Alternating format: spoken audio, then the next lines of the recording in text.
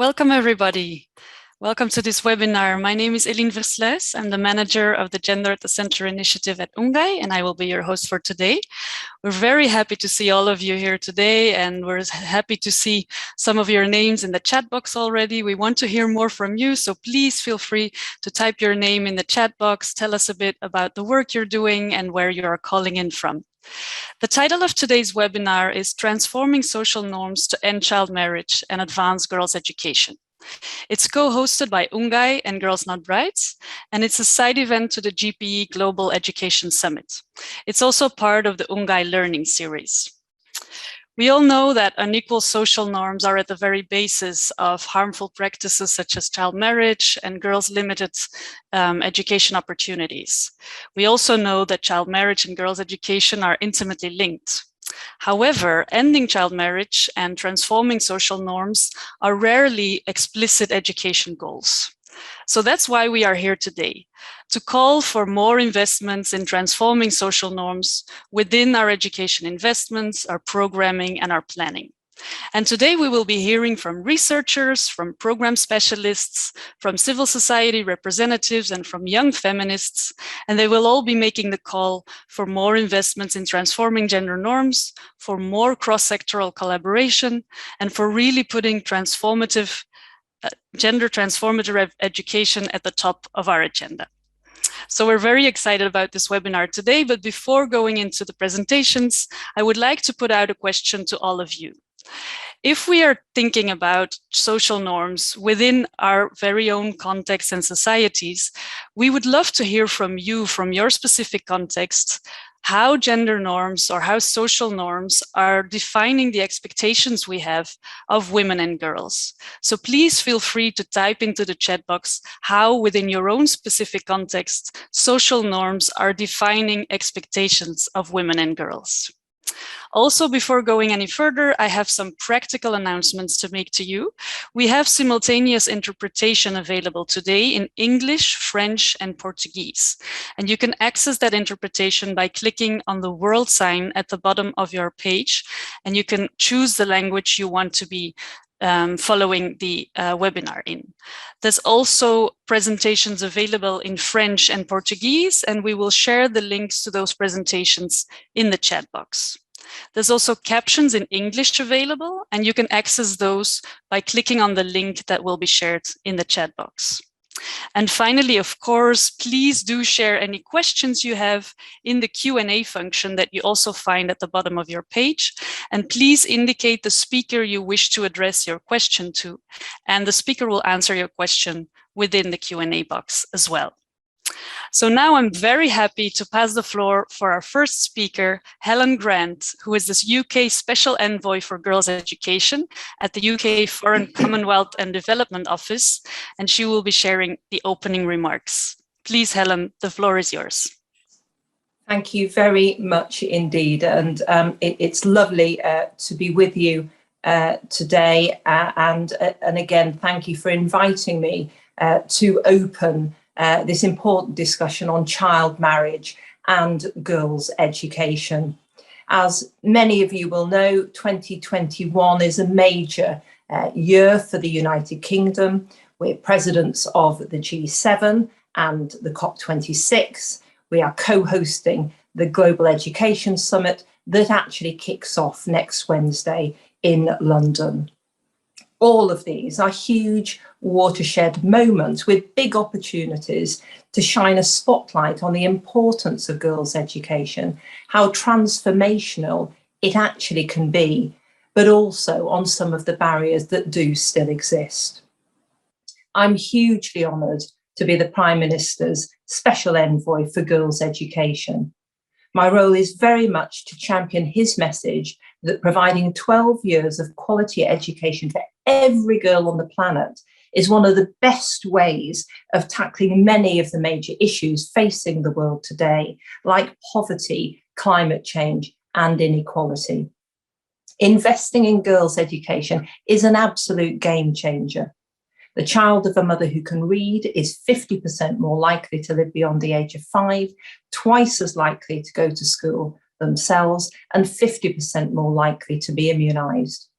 We know too that girls who are educated are more able to choose if, when, and how many children they actually have.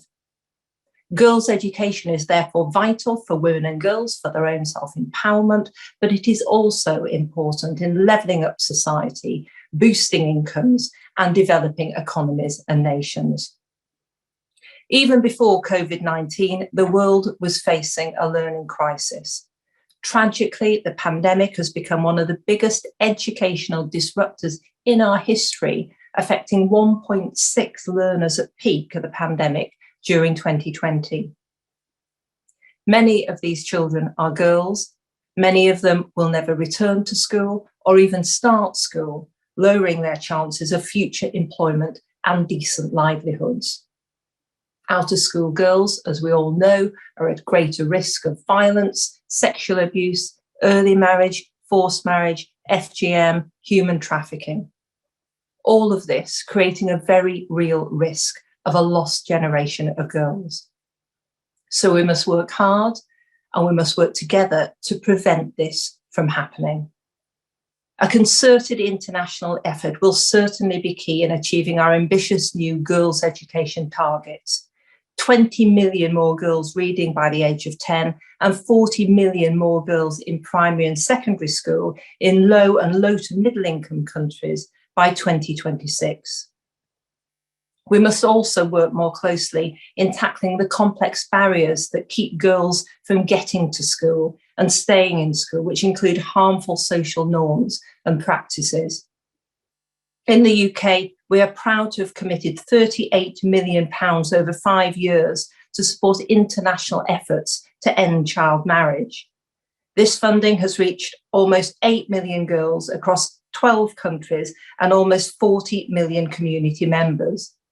Through school initiatives and information sharing, attitudes towards child marriage are gradually changing.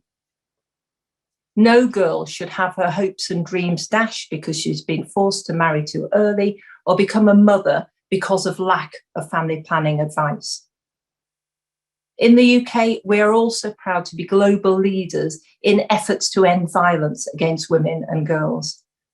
I was a family lawyer for 23 years prior to entering politics, and I saw on a daily basis the devastating impact of gender-based violence. Violence against women and girls is a scourge. It crushes self-confidence and self-esteem, it wrecks families, it ruins lives, and we must eradicate it. Through our What Works to Prevent Violence programme, we've pioneered approaches worldwide that have actually demonstrated that violence is preventable. These approaches that engaged whole communities saw violence reduced by around 50%. Change doesn't have to take generations. It needs to happen now. And of course, we are doing it now. I also saw this for myself in Sierra Leone when I was there just a few weeks ago. I met with community leaders and listened to them passionately and persuasively inform their own communities about why child marriage is wrong. And I'm delighted that the second phase of the research programme that I mentioned earlier will invest another £67 million in continuing the research and scaling up the vital work. So we must continue to work together. We must shift the dial. Good progress has been made, but there is much, much more that we need to do. And I know the weight of the challenge with girls' education is very significant, but our ability to make change in the world, if we work together, should never be underestimated. Thank you very much for listening, and I'm sure you will have a wonderful session. Thank you.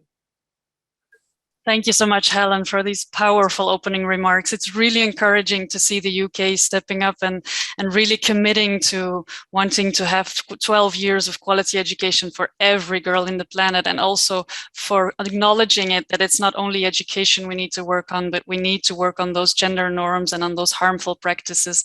Like you said, even in the UK, gender-based violence is still a big issue. So it's really encouraging to see the UK bringing that all together, and we're very excited about you being among us. Thank you so much. Thank you. Our next speaker is Kelly Jottebing. She's an independent research consultant, and she will share with us the results from a very fascinating research she conducted on social norms and girls' education in sub-Saharan Africa. This research was conducted for UNGAI within the framework of the Gender at the Center initiative. Please, Kelly, the floor is yours. Okay, thank you very much, and lovely to be here this morning.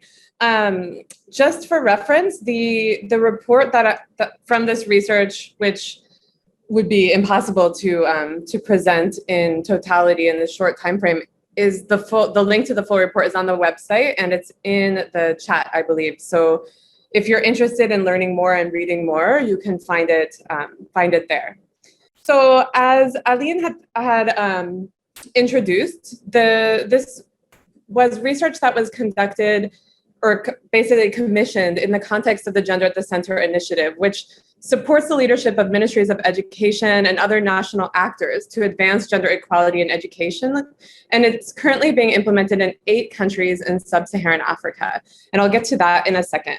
But what I was trying to do was to help the Gender at the Center initiative review kind of the existing studies on gendered social norms in these countries and just more broadly to understand better how do they serve as barriers to girls' education.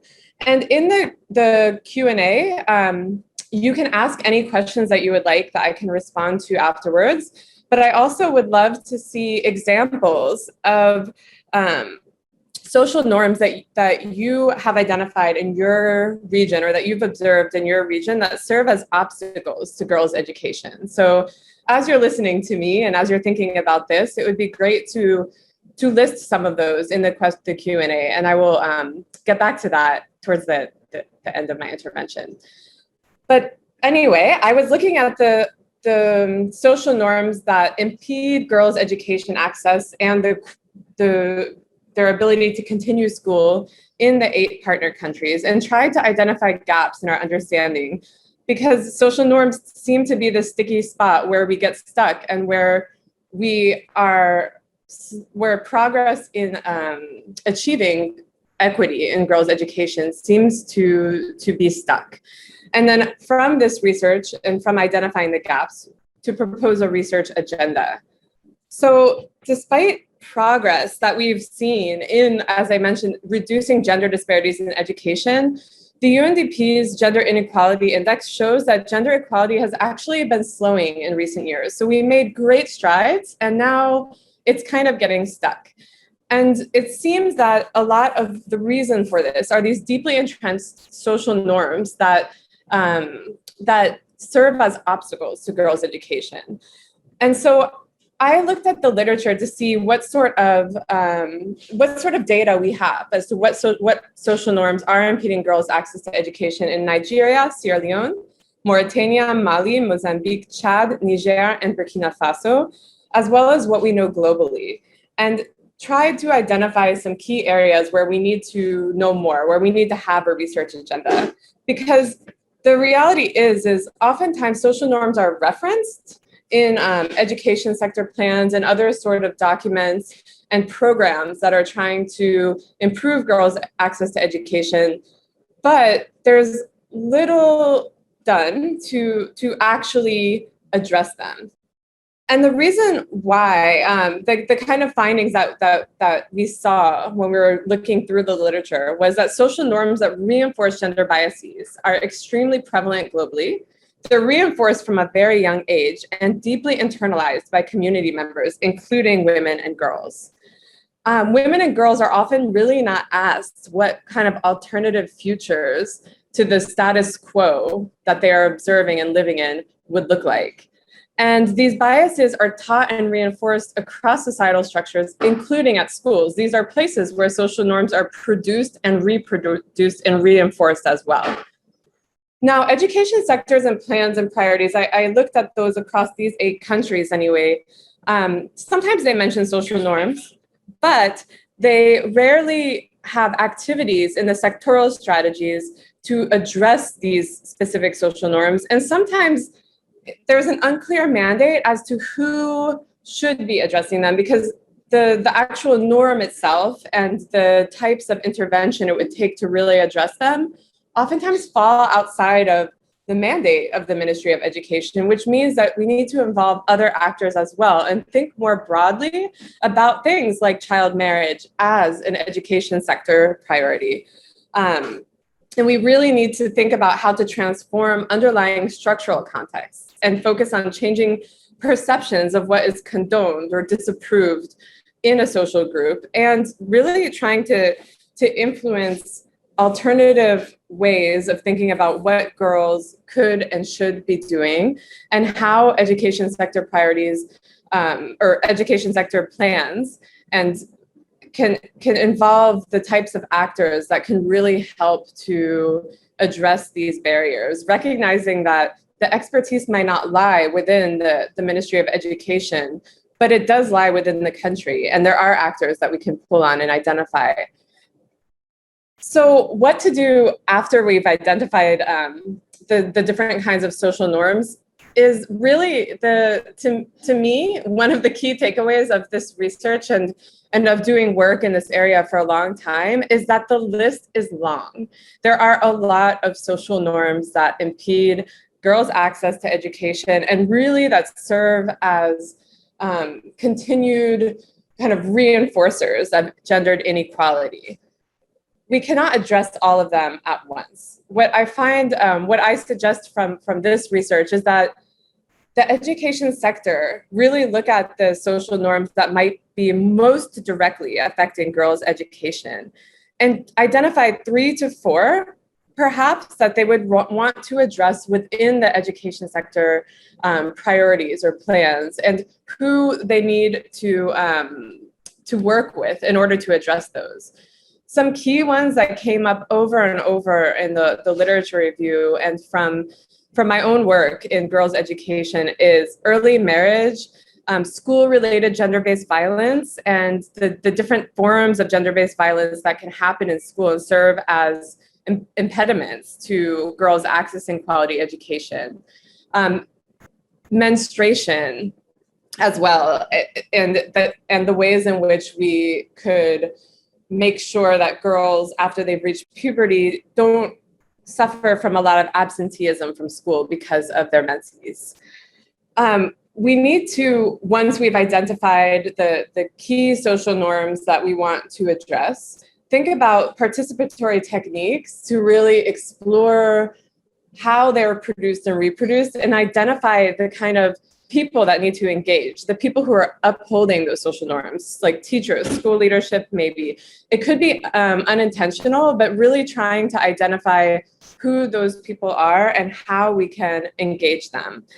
Men's engagement is also very important, trying to identify within the groups of people who have power, including men, are there people who are kind of deviating from the norm, who are promoting girls' education already, who are challenging some of these social norms like early marriage or school-related gender-based violence, or access to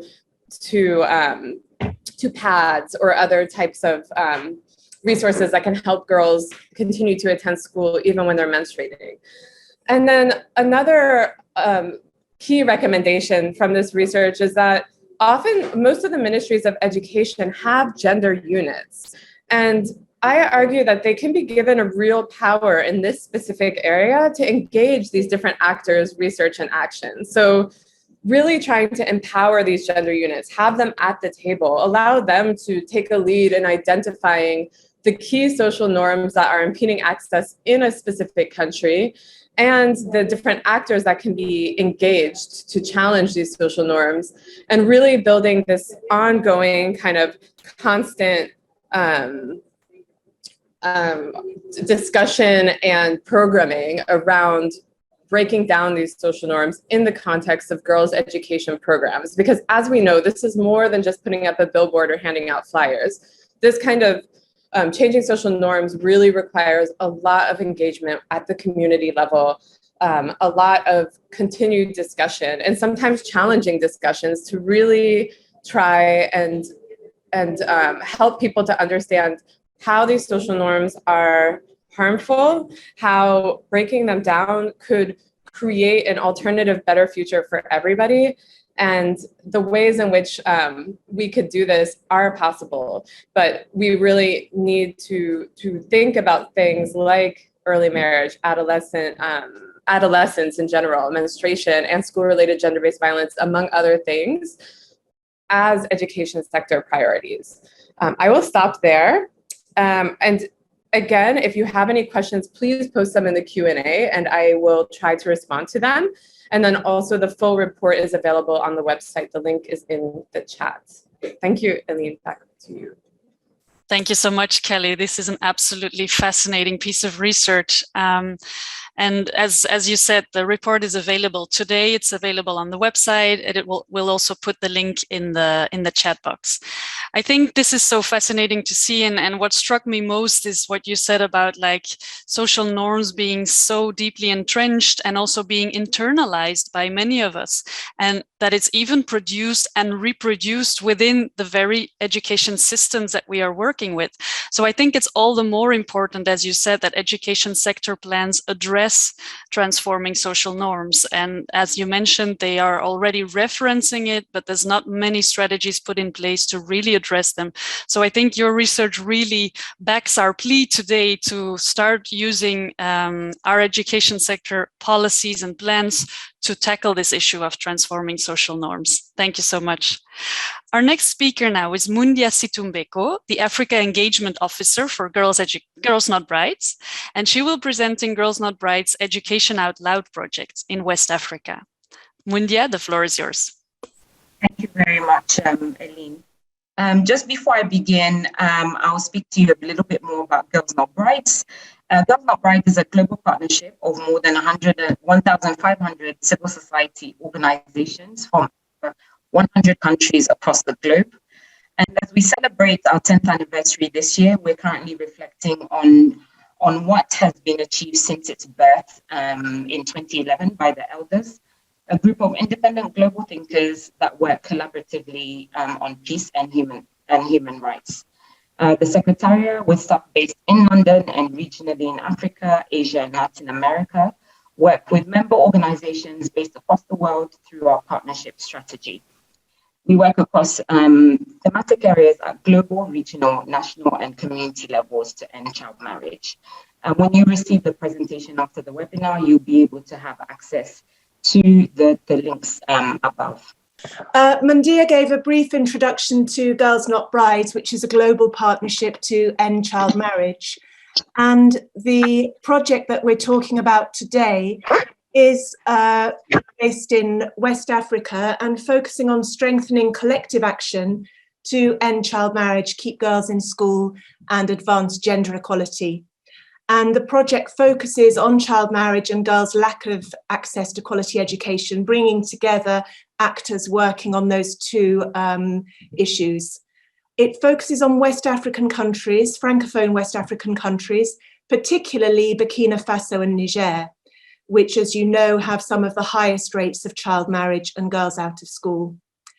And the aim of the project is to establish a powerful cross-sector movement to defend girls' right to education and end child marriage.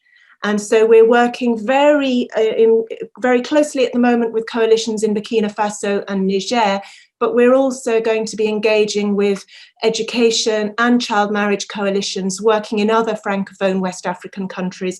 So, for example, Benin, Senegal, Togo, Mali, other countries where Girls Not Brides is engaging with coalitions. So the overall objective is to galvanise civil society organisations and actors working on education and child marriage, primarily in West Africa, but also engaging coalitions internationally to share learning and to strengthen collective action, collective advocacy for the implementation of laws, policies and programmes to improve girls' access and retention in education and contribute to ending child marriage. Now, we've put the main project activities here. We'll be sharing the slides. You can download the slides, so I'm not going to go into every single activity here, but broadly, under Objective 1, we have a lot of activities at national level, both to build the institutional and advocacy capacities of the coalitions there to bring together education and child marriage coalitions to identify joint advocacy priorities and to work together to build youth activism skills and so on. Then at the regional level, we're carrying out regional research, both on the impact of COVID-19 on adolescent girls, but also on kind of promising interventions by actors working on those issues in the region. We're bringing together actors in social media, through webinars, possibly through a face-to-face workshop if we get to that stage, to share learning and build understanding. We're also encouraging peer-to-peer learning through cross-country learning visits and through, and we're going to be carrying out some joint campaigning on the issues of education and child marriage. And finally, at the international level, we're going to be making sure that any learning that comes out of that project, this project is shared with members, with Girls Not Brides members and others internationally. So just to give you a brief overview of the situation in West Africa, around 41% of girls in West and Central Africa are married before the age of 18. And 6 out of the 10 countries with the highest prevalence of child marriage are in West and Central Africa. Some of the key drivers in the region are discriminatory gender norms, and we've been talking about those in this webinar. Taboos around female sexuality and fear of adolescent pregnancy, limited access to sexual and reproductive health services and information, poverty and humanitarian crises, and barriers to girls' education, which means that girls are dropping out early and child marriage is kind of one of the only options left to them. In terms of education, we know that around 28 million girls in West and Central Africa don't have access to education, and puberty and the transition to secondary school are the kind of key moments when we see the highest risk of school dropout. Around 70% of girls in West and Central Africa start primary school, but only 36% complete lower secondary school. And in the region, we know that both COVID-19 and high levels of insecurity and conflict have an impact.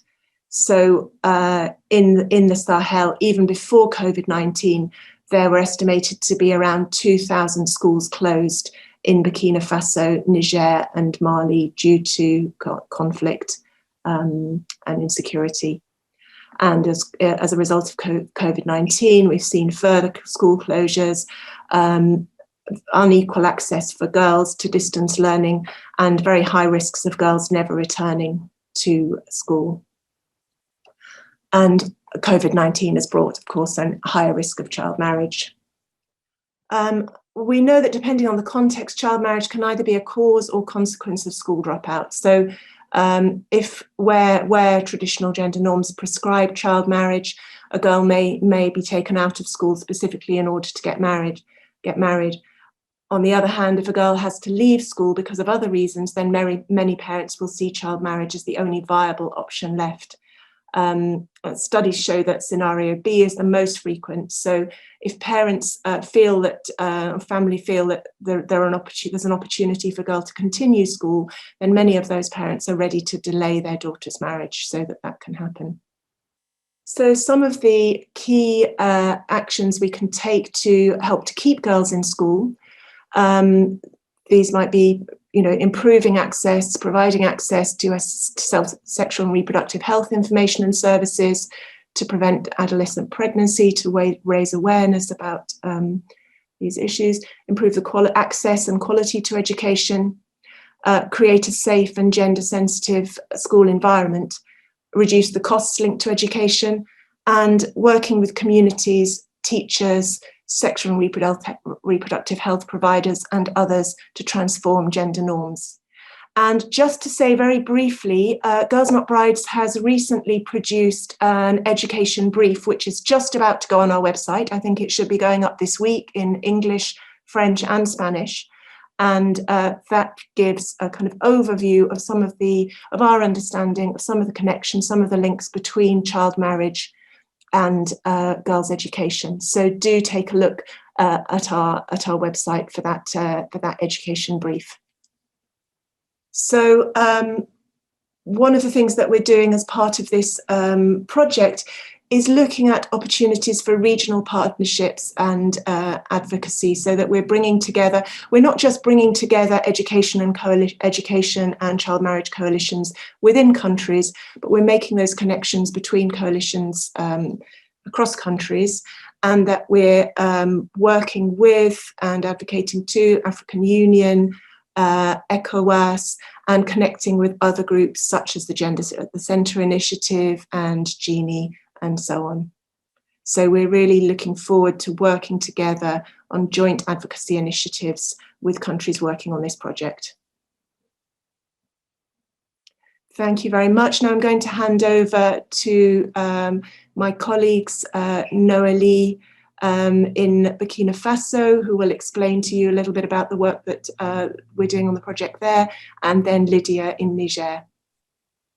Thank you so much, Emma and Mundia. Thank you so much. It's so interesting to see what you are doing in your project in West Africa. And we've seen that the situation in West Africa is really severe for girls. The numbers you've mentioned, 41% of girls married before the age of 18 and 28 million girls without access to education. So we've seen that there's really some work that needs to be done. It's absolutely encouraging and fascinating to see that you are actually making those connections between child marriage actors and education actors within the field. So that's absolutely the kind of projects and the kind of work we want to see moving forward. That's what we need, more cross-sectoral collaboration on these issues. So we're very curious to continue to follow that project, and we're hoping to hear more about it in the months to come. Thank you very much.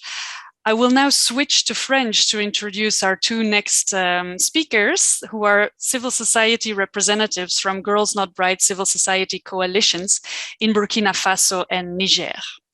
Donc, je passe maintenant au français pour introduire nos prochaines intervenantes, qui sont deux représentantes des coalitions de la société civile de filles pas épouses au Burkina Faso et au Niger. Noélie Sinard représente la CONAMEB au Burkina Faso et Lydia Ounon représente la plateforme pour mettre fin au mariage d'enfants au Niger. Je passe d'abord la parole à Noélie et ensuite à Lydia. Et on voudrait vous demander, puisqu'on est un peu en retard, d'être bref dans vos présentations. Merci beaucoup. Lydia, vous avez la parole. Merci beaucoup, Eline.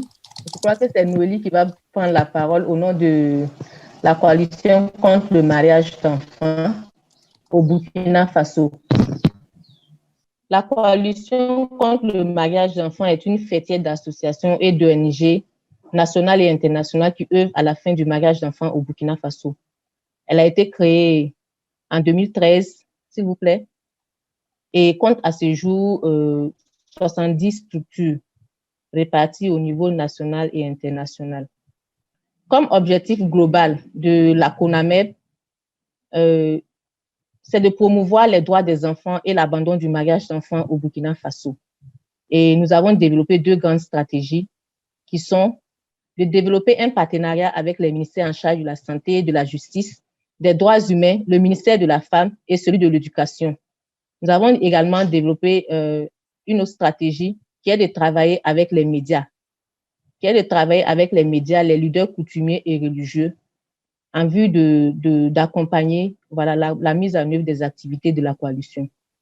Alors, le contexte du mariage d'enfants au Burkina Faso. Il faut dire que le Burkina fait partie des 10 premiers pays africains les plus affectés par le mariage d'enfants, avec une prédominance du mariage coutumier, religieux ou des unions libres. Dans le système traditionnel au Burkina Faso, le mariage est un acte social, une affaire de famille. C'est donc la famille qui choisit le conjoint de la fille au nom de la tradition. Et selon l'UNICEF, 10% des femmes sont mariées avant l'âge de 15 ans et 52% des femmes avant l'âge de 18 ans. Il y a une fille sur deux qui sont mariées donc avant 18 ans au Burkina Faso.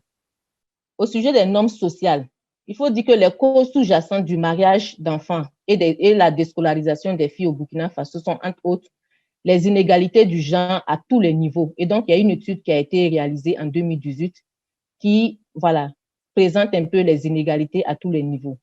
Il y a la pauvreté.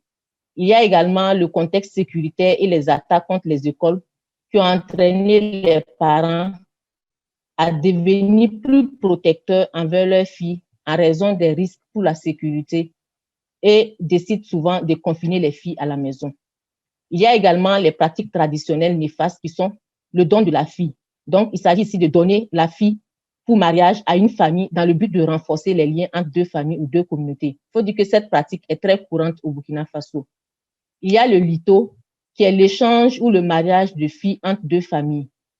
Il y a également le porlenga, qui veut dire donner en fait la sœur, une sœur de la nouvelle épouse à son époux ou à un membre de la famille de l'époux en vue de renforcer encore les liens entre les familles.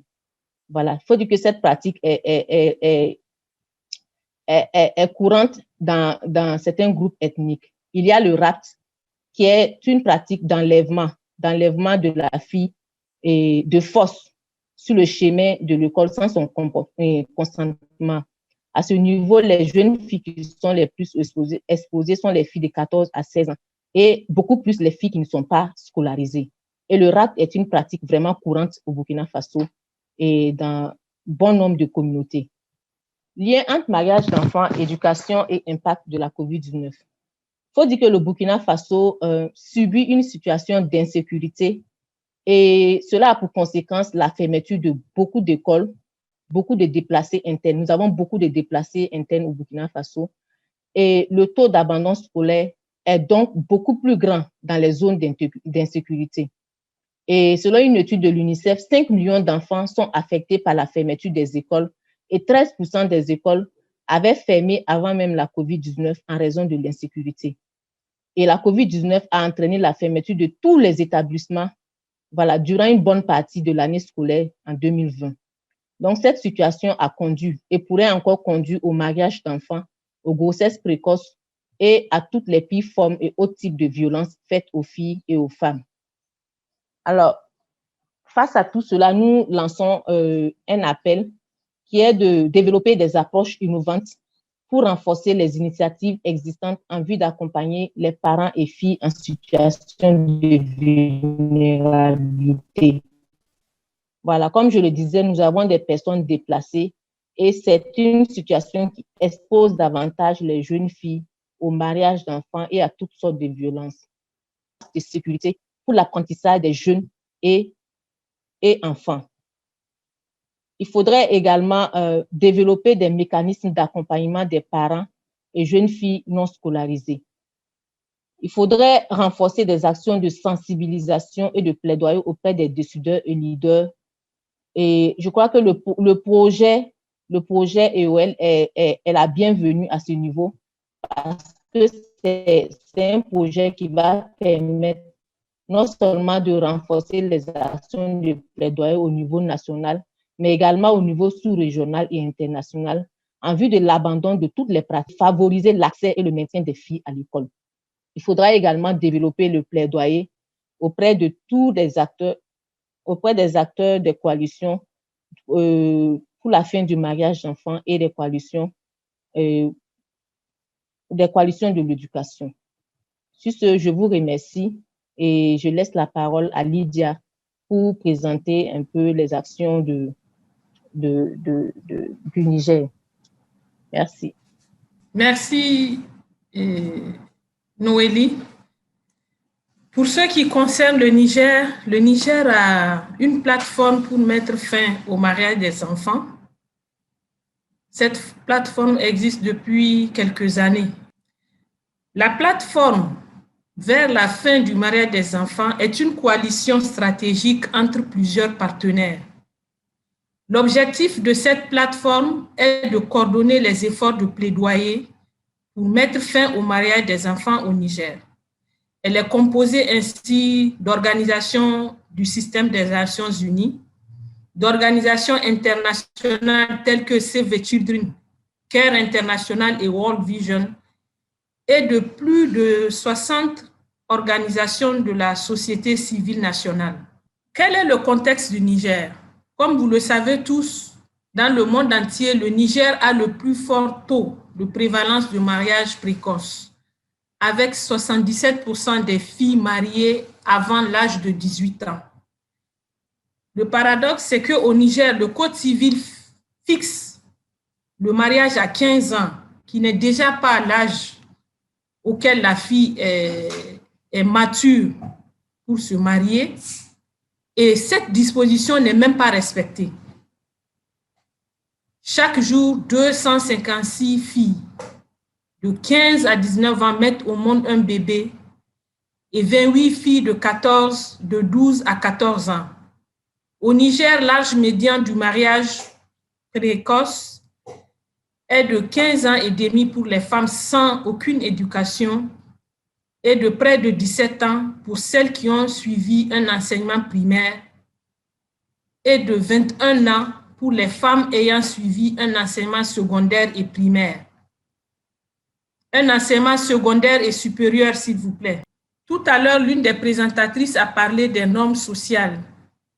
Au Niger, les normes sociales qui sont des obstacles pour le mariage des enfants, nous avons certaines causes sous-jacentes qui sont le rejet de la non-conformité à la communauté, la stigmatisation autour de la virginité, la phobie des grossesses précoces. Les filles célibataires de plus de 15 ans sont stigmatisées et sont appelées en langue Hausa Santo, ce qui veut dire périmée. Et au Niger, le mariage est célébré avec un mélange de coutumes et d'interprétations équivoques de l'islam. Le mariage des enfants présuppose la non-reconnaissance de l'éducation formelle pour les filles. La demande de scolarisation est plus élevée pour les garçons que pour les filles, étant donné le coût d'opportunité pour élever les filles. Quels sont les liens entre le mariage des enfants, l'éducation des filles et l'impact de la COVID-19 au Niger? Comme tous les pays du monde, le COVID a eu beaucoup d'impact aussi au Niger et cela s'est ressenti par un fort abandon scolaire des filles après l'ouverture des écoles. Les filles n'avaient plus des amis dans les réseaux de soutien et cela a augmenté la pauvreté, surtout en milieu rural. Les filles qui ont été mariées sont beaucoup moins susceptibles d'avoir reçu une éducation, environ 40%, par rapport aux filles qui n'ont jamais été mariées, près de 72%. Les filles qui ont été mariées sont beaucoup plus susceptibles d'être analphabètes, près de 78%, que les filles qui n'ont jamais été mariées, près de 44%. Excusez-moi Lydia, si vous pourriez résumer parce qu'il nous reste 1 minute, oui, je pense. J'ai fini. J'ai Merci. juste les recommandations et l'appel à l'action. Donc, comme recommandation forte, c'est vraiment fournir des mesures de protection sociale exhaustives aux familles et l'ouverture des écoles. Il faudra aussi mettre en place des législations et des politiques efficaces qui vont garantir l'accès aux services sanitaires et sociaux des filles, surtout au niveau de la santé sexuelle et reproductive. Merci beaucoup. Je suis en fin de ma présentation. Merci, Eline. Merci beaucoup, Lydia. Merci beaucoup, Noélie, pour ces présentations tout à fait intéressantes. C'est vrai que vous travaillez dans un contexte très difficile où il y a des normes traditionnelles, on l'a vu, qui sont très sévères dans les sociétés et qui sont même encore aggravées par le contexte de sécurité. Mais c'est aussi tout à fait encourageant de voir que vous avez des approches innovatrices et des recommandations très concrètes pour transformer ces normes sociales. Donc, merci beaucoup pour ces présentations tout à fait intéressantes. I will now switch back to English for our next speakers, who are two very interesting young people. The first one is Wadi Benhirki, is a gender equality advocate from Nigeria, and Hawa Yoki, a member of the Generation Equality Youth Task Force and founder of Africa Girls Empathy in Sierra Leone. We will go first to Wadi and then to Hawa. Wadi, the floor is yours. Thank you very much for having me. I'm really honored to be here. As we all know, gender equality and girl-child education are not privileges, but they are rights that everybody deserves, to have access to. Using my personal experience being from northern Nigeria, I've seen how terrorism, extreme poverty, illiteracy, and social norms have deprived many young girls, millions of young girls, from accessing education. But because of that right that my parents gave to me, I'm able to pursue and lead a fulfilling life, which I believe many girls, all girls rather around the world, deserve that right. We know that child marriage does a lot of harm, to girls. It truncates their destiny, and they're likely to have children who will also not be educated, and you end up seeing them engaging in social vices. So it's just, the ripple effect is a lot. And so we know that we all have roles to play. For example, the COVID-19 showed us the need for urgent action. It took us many steps aback, but if we come together as stakeholders, both at the local and international levels, I believe that there's a lot of progress that will be made. So here are a few recommendations that I have. The first recommendation is to fund security. We've heard on the news and in our countries how many girls are abducted from school. We've heard of the Chibok girls, Dapchi girls, and girls all around African countries. So security should be funded so that when they go to school, they are sure that they will return back home safely. The second will be creation of safe spaces and emergency centers. There are a lot of harms, gender-based violence, and many issues that girls go through. So if there are safe spaces where they could report these issues, safe spaces where they will have access to therapists, psychologists, and many other people, I believe that their education, they will do much better in school when they have safe spaces and emergency centers. Another thing I would say is to bring an end to period poverty. We know how many girls, because they cannot afford, sanitary pads, tampons, they miss out on school every single month. But if we bring an end to period poverty, we will see that girls will not miss out on school anymore, and they will be able to pursue their dreams, their goals, and their aspirations. The fourth will be to work with people at all levels, even community gatekeepers and organizations at grassroots level. These people are very much involved, they are very knowledgeable, and they are in those communities where all these issues are happening. So when we work with them directly, I believe that we'll be able to monitor and evaluate progress better, and even our intervention plans will see a lot of success. And lastly, I would say that age consent should be imposed in all countries to 18. We have countries where, at 11, you see that age consent is 11. This shouldn't be the case. So if age consent is made 18, I believe that all girls will have access to education, not just at primary or secondary levels, but if possible, even university levels. And people should be sanctioned and punished if they go against the laws in those countries. And so these are my few recommendations. Lastly, I'll say that we all have vital roles to play to ensure that gender equality is achieved and to bring about a fairer, better, safer, and more sustainable world.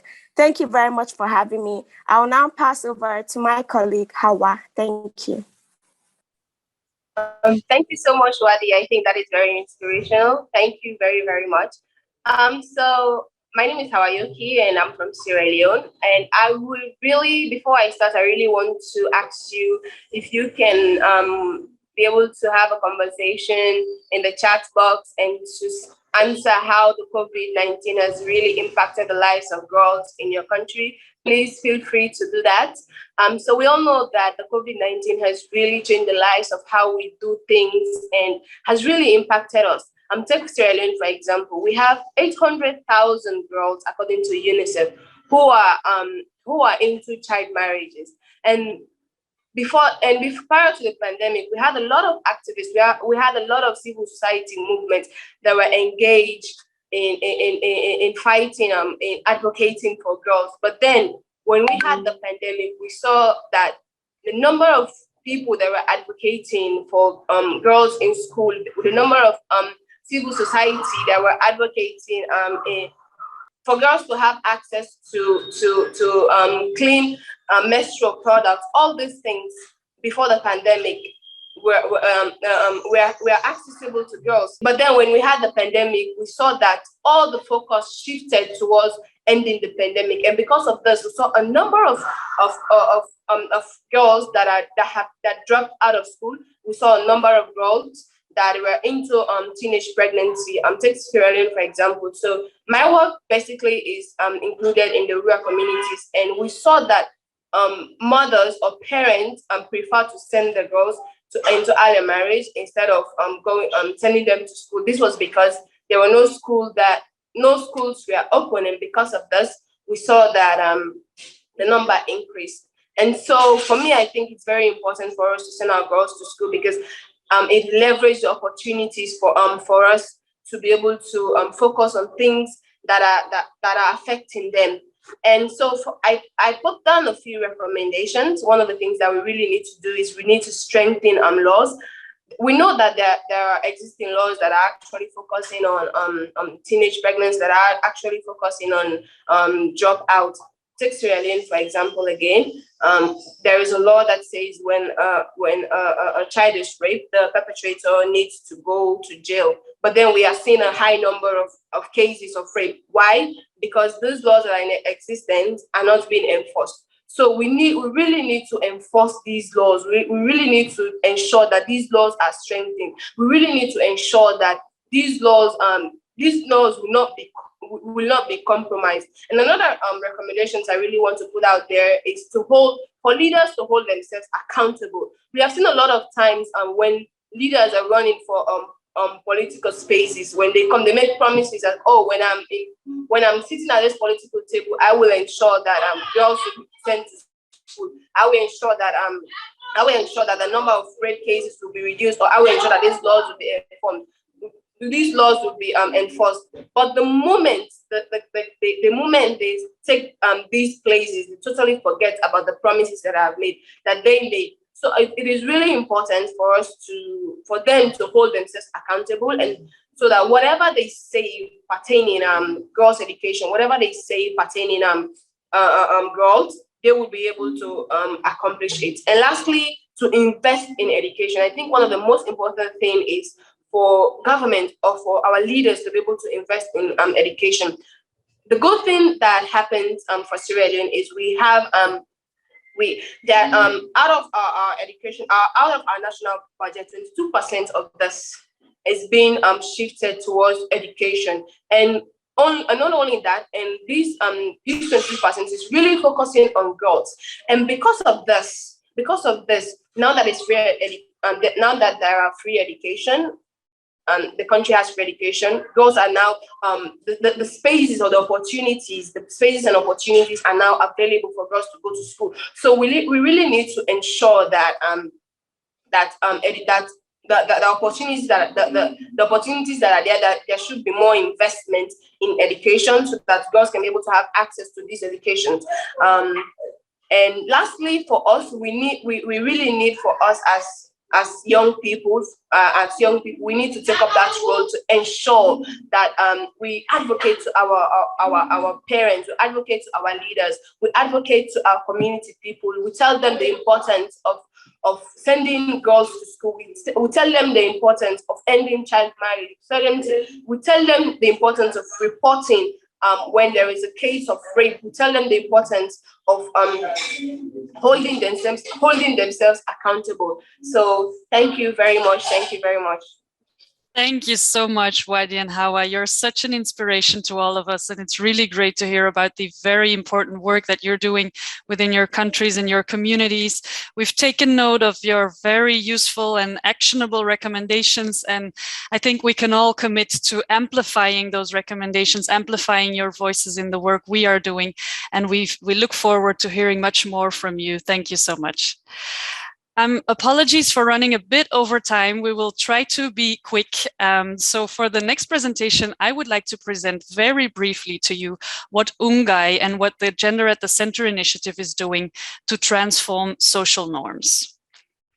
So as Kelly already introduced, the Gender at the Center initiative is a multi-stakeholder initiative that aims at promoting gender equality in and through education in 8 countries in sub-Saharan Africa. And what is interesting is that it's actually a partnership between ministries of education, civil society, donors, and multilateral agencies. And it was launched in 2019 by the G7 Ministers of Education and Development. It is coordinated by UNGAI and by UNESCO IEP. It is rooted in gender responsive education sector planning, but I won't go into detail here. So what the GCI is doing to transform gender norms is actually working on 2 levels. We're working within the communities and we're also working within the governments. And within the communities, you've already been able to listen to Kelly's presentation on how we've conducted the research on social norms within those 8 countries. But what is very interesting also is that we're working with a consortium of civil society organizations who work with young feminist activists and community leaders to really catalyze a dialogue on gender norms and on promoting more equal chances to education. So they're really trying to open up a dialogue within the communities on what gender norms are doing and how we can transform them.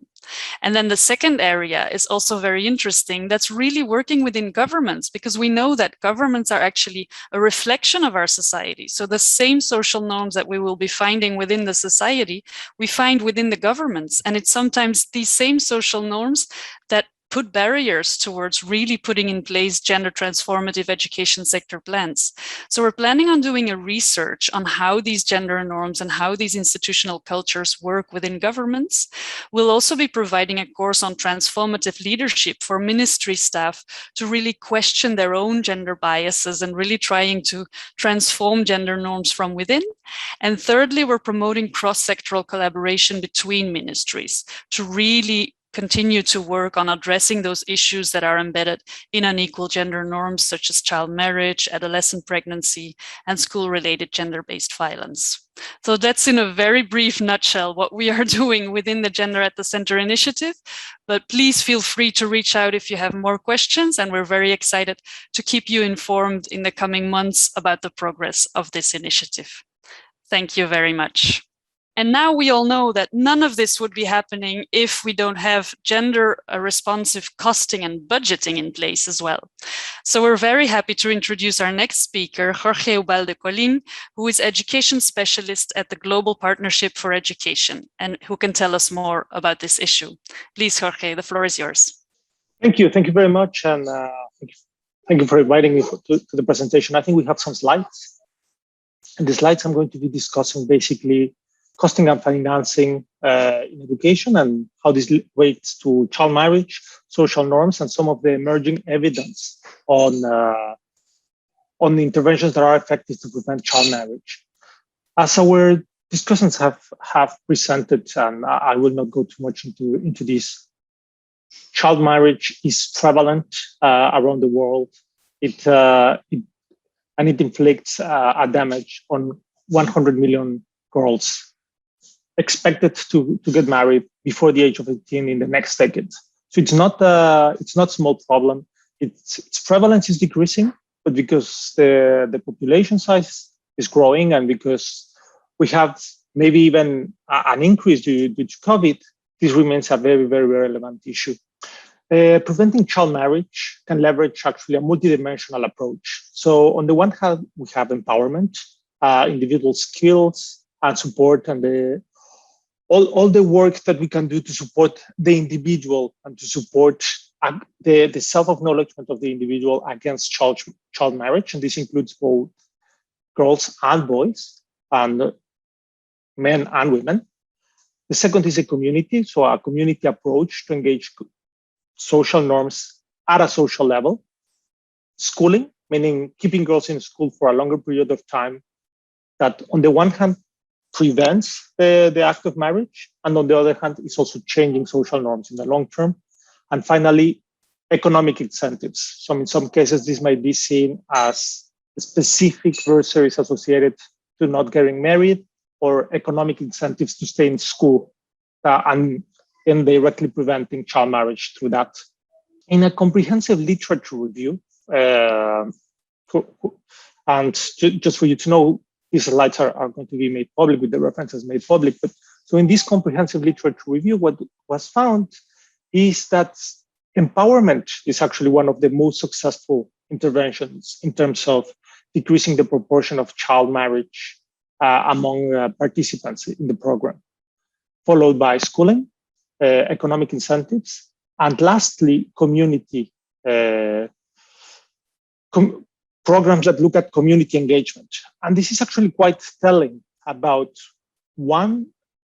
some elements that we might be missing in terms of approaching the issue of social norms towards precluding child marriage, and the value of supporting girls directly and supporting the individuals directly in terms of empowering them to take their decisions. Now, costing programs remains a very important challenge. So while in the previous slide I mentioned some elements about effectiveness, we still have very many questions about how much these programs cost. And this is mainly because, well, a lot of the programs reflect policy changes or might require policy changes, which are in themselves very difficult to cost. How can you cost the time, let's say, that very different actors take to engage on the policy discussion? How are this large set of ingredients, from volunteers to materials to radio shows, are going to be costed, and how we can keep track and monetize this large amount of time dedicated to the changing of social norms? This is all going to be very important for us to understand how much effort we're putting into changing the social norms, and how financing can affect this process, right? And now, if we have the cost and effectiveness, we actually face also a series of limitations, or some of them by design, some of them by the lack of data, which is external validity. So how do we bring evidence from other contexts? And second, we are limiting ourselves to one outcome. So when we talk about changing social norms, for example, we might be looking at benefits in preventing child marriage, in increasing education, in some health outcomes. So how can we bring all this together into the same assessment? And some of these first preliminary assessments by UNFPA, the United Nations Population Fund, place the required funding towards the elimination of child marriage at $35 billion. This is quite a hefty sum, and it really reflects the strong work that is required to empower women, to bring these girls and young women to education, and the work needed to influence social norms. If we do the math in terms of this 35 billion, how many cases are being prevented, this comes up to about $600 per case averted, which is on some levels, let's say, if we think only about the financing and the cost, this may seem quite high. However, if we think about the benefits that this could bring to the communities, to the individuals, and to the countries themselves, we're talking about almost in the order of 4 trillion in global GDP. So if we do the assessment of how much would it cost, how much it might yield, this is around 111 times return. Not 111%, 111 times. So these are huge, potentially huge benefits for individuals and nations in terms of eliminating child marriage. Now, this means that we need to understand and support and finance education as a key driver to eliminate child marriage. We have to include gender-responsive public expenditure management in education as a lever for the allocation of resources. And what gender-responsive public expenditure management is telling us is basically assess the impact that public expenditure is going to have on men and women, or on girls and boys separately, or what are the differential impacts that might take place. And this is actually going to help us put the resources, or for example, as a means to, for example, getting towards gender equality. And last but not least, we truly need more information on the cost effectiveness of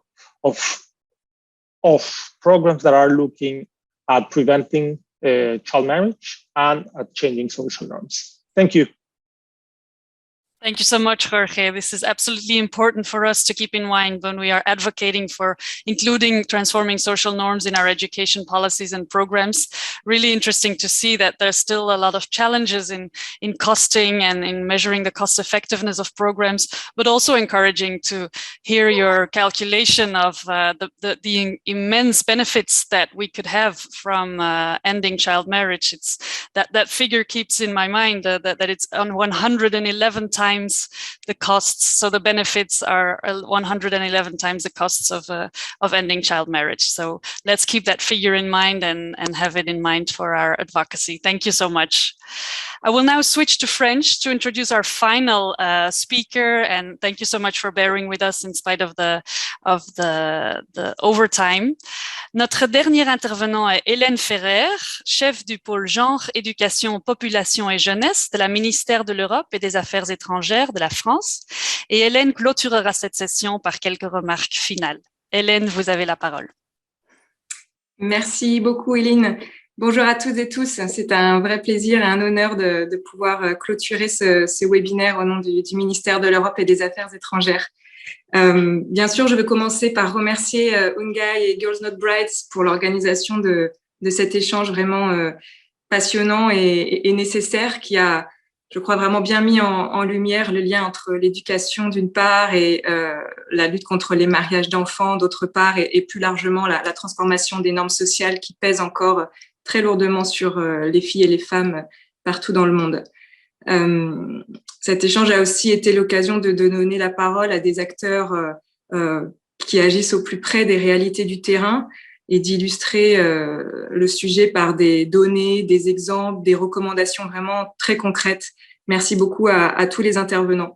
Je pense qu'il a montré aussi que les enjeux liés aux normes sociales et aux normes de genre en particulier concernent absolument tous les acteurs, qu'il faut agir à la fois de manière simultanée à tous les niveaux pour transformer les représentations, à la fois au niveau institutionnel et politique, mais aussi à celui des acteurs locaux, de la société civile, en passant par les médias, bien entendu, les leaders d'opinion, les acteurs de la recherche, et à tous ces échelons en intégrant bien sûr les hommes dans une perspective de genre équilibrée. Et je remarque en jetant un œil à la liste des participants, mais aussi des panélistes aujourd'hui, que finalement, heureusement que Jorge Ubaldo est parmi nous, parce que nous sommes énormément de femmes aujourd'hui autour de la table virtuelle. Je ne reviendrai pas sur les conséquences de la pandémie de Covid-19 qui ont été largement évoquées, qui nous montrent que, comme pour les épidémies passées, qui nous ont apporté des enseignements, les filles, les femmes sont les premières victimes collatérales de la crise, et que pour nombre de jeunes filles, la fermeture des établissements scolaires rime avec déscolarisation durable lorsqu'elles sont appelées à d'autres tâches, d'autres activités que celles de se consacrer à leur éducation, malheureusement. Et indépendamment de cette crise, nous savons que l'éducation des filles fait encore face à de nombreux obstacles. Beaucoup d'exemples ont été évoqués concernant le continent africain. Et pour changer un peu de géographie, je voudrais aussi évoquer, parmi d'autres, l'exemple de l'Afghanistan, où la situation politique, sécuritaire actuelle et l'évolution dramatique au cours des derniers mois, des dernières semaines laisse entrevoir de plus en plus de risques pour l'avenir des jeunes générations et des jeunes filles en particulier. Un mot rapide pour faire référence à l'agenda international. Nous sommes à mi-chemin entre deux temps forts pour les sujets qui nous intéressent aujourd'hui. Il y a quelques semaines se tenait à Paris le Forum Génération Égalité, qui a été un moment important de mobilisation internationale pour les droits des femmes et des filles. Et comme aujourd'hui, à l'occasion du forum, de nombreuses jeunes activistes féministes du continent africain, mais aussi d'Amérique latine, je me souviens, ont pris la parole pour évoquer ces normes sociales qui pèsent sur les femmes et défendre leurs droits, le droit fondamental à l'éducation en particulier. Et j'ai encore en mémoire des prises de parole vraiment très inspirantes et très puissantes. Et puis, dans quelques jours, s'ouvre le sommet global pour l'éducation avec la conférence de reconstitution des ressources du Partenariat mondial pour l'éducation. L'événement d'aujourd'hui, ce webinaire, s'inscrit dans cet agenda. Nous sommes, la France, en tant que bailleur du Partenariat mondial pour l'éducation, vraiment satisfait de voir que l'égalité de genre fait partie des thématiques prioritaires du partenariat et nous aurons à cœur de continuer à l'accompagner pour faire encore davantage sur ce sujet. Donc, le moment a vraiment été bien choisi par Ungai et Girls Not Bright pour insister sur cette thématique aujourd'hui, promouvoir l'égalité de genre et susciter cet échange autour des droits des filles et des adolescentes aujourd'hui. Je voudrais souligner le fait que la France croit beaucoup à l'initiative Priorité à l'égalité, Gender at the Center en anglais, qui est portée par Ungai, par l'Institut international pour la planification de l'éducation et par l'ensemble des partenaires de l'Alliance GCI. Merci beaucoup de l'avoir présenté en détail aujourd'hui. C'est vraiment, nous le pensons, une initiative qui cherche à initier des progrès structurels et pérennes au sein des systèmes et des politiques éducatives, et c'est pourquoi nous la soutenons activement et nous continuerons à le faire à l'avenir. Nous croyons aussi beaucoup à l'éducation en dehors de l'école, l'éducation informelle et aux actions portées par les ONG, les acteurs communautaires, les leaders de la jeune génération et plus globalement par l'ensemble de la société civile qui favorisent l'apprentissage de compétences non traditionnelles et qui font évoluer les représentations et les normes sociales aussi de manière complémentaire à ce qui peut être fait au sein des établissements scolaires. Voilà, c'est pourquoi le ministère de l'Europe et des Affaires étrangères tient à soutenir chaque année un certain nombre d'initiatives issues de la société civile, et nous allons encore renforcer cette dimension, notamment à travers le fonds de soutien pour les organisations féministes qui a été créé il y a maintenant 1 an et à travers lequel nous cherchons à appuyer vraiment directement des acteurs locaux dans les pays partenaires et pour soutenir leurs actions de terrain. Voilà, et je terminerai en disant qu'il est très important et cela fait écho à la dernière présentation du Partenariat mondial pour l'éducation, de vraiment mettre en valeur les bénéfices de l'éducation des filles pour l'ensemble des sociétés, à la fois en termes de cohésion sociale, de développement économique ou lorsqu'on se place du point de vue de la lutte contre les changements climatiques et de l'adaptation aux changements climatiques. Donc, toujours en gardant une approche contextualisée au plus près des réalités des différents pays pour proposer des approches qui parlent aux acteurs locaux. Il faut vraiment agir aussi sur ce registre en mettant en avant les bénéfices pour l'ensemble de la société qu'apporte l'éducation des filles.